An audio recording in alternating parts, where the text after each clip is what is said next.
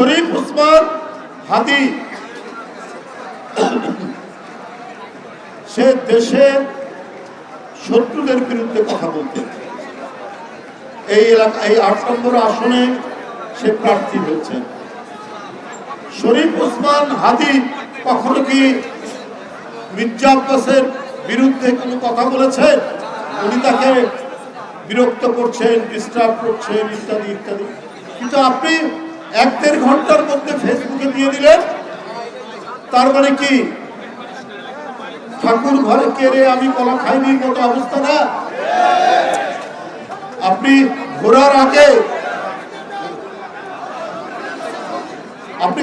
আগে গাড়ি জুড়িয়ে দিলেন ঢাকা বিশ্ববিদ্যালয়ের সেই ছাত্র নেতা। এখন আজকে পুলিশ কমিশনার বলছে যে হত্যাকারীকে শনাক্ত করা হয়েছে জামাত শিবিরের লোক। এখন আমি বলি এটা তো বিএনপির কোন নেতার স্টেটমেন্ট না, এটা যারা তদন্তকারী কর্মকর্তা রয়েছেন, যারা রাষ্ট্রের আইনে স্বীকৃত সংস্থা, তারা বলছেন। এখন ফেসবুকে কি লিখবেন? আমি সেই ছাত্র নেতাকে জিজ্ঞেস করতে চাই, তদন্ত হলো না, কিছু হলো না। এই এলাকার বারবারের এমপি, মেয়র, তার সামাজিক অবস্থান, তার জাতীয় রাজনৈতিক অবস্থান বিবেচনা না করেই আপনি কেবল ইউনিভার্সিটির একটা ছাত্র নেতা হয়েছেন। আপনার চেয়ে ৩৬ বছর আগে আমরা ছাত্র নেতা আরেকটি বড় ইউনিভার্সিটির ভিপি হয়েও আমরা কোনো অন্য দলের সিনিয়র নেতাকেও এই ধরনের বাজে কথা বলে কখনো অভিহিত করিনি। আর আপনারা এটা করে দিলেন। আমরা নিজেরা হাসাহাসি করি বাইরে, মানে ভিতরে, যে আব্বাস ভাই নেতা কর্মী বা আমাদের সাথে অনেক বকাবকি করে অনেক সময়। আমরা বলি যে বকাবকি করে এই লোকটাকে তো কোনোদিন দেখলাম না কোনো একটা মানুষকে একটা থাপ্পড় মারতে। ওকে বকাবকি করে, কিন্তু আজ পর্যন্ত কেউ কমপ্লেন বা কেউ কিছু যে উনি নিজে কখনো কাউকে একটা থাপ্পড় মেরেছে। বরং আমরা বলি, আরে অন্য লোক যাকে উনি পছন্দ করেন না যদি অসুস্থ হয়, তার কাছে যে গেছে কেউ ফিরে আসেনি, এটা আমার নিজের চোখে দেখা।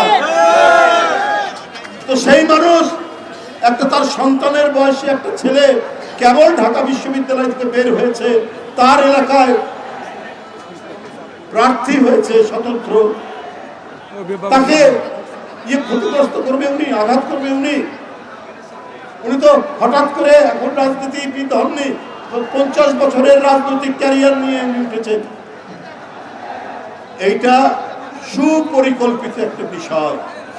ওই যাকে শনাক্ত করা হয়েছে সেই তার উপর আঘাতকারী হাদির উপর, সে ছাত্রলীগেরও নেতা আর ঢাকা বিশ্ববিদ্যালয়ের যে ভিপি কিনা সাদেক কাইমের সাথে একই টেবিলে চা খাচ্ছে।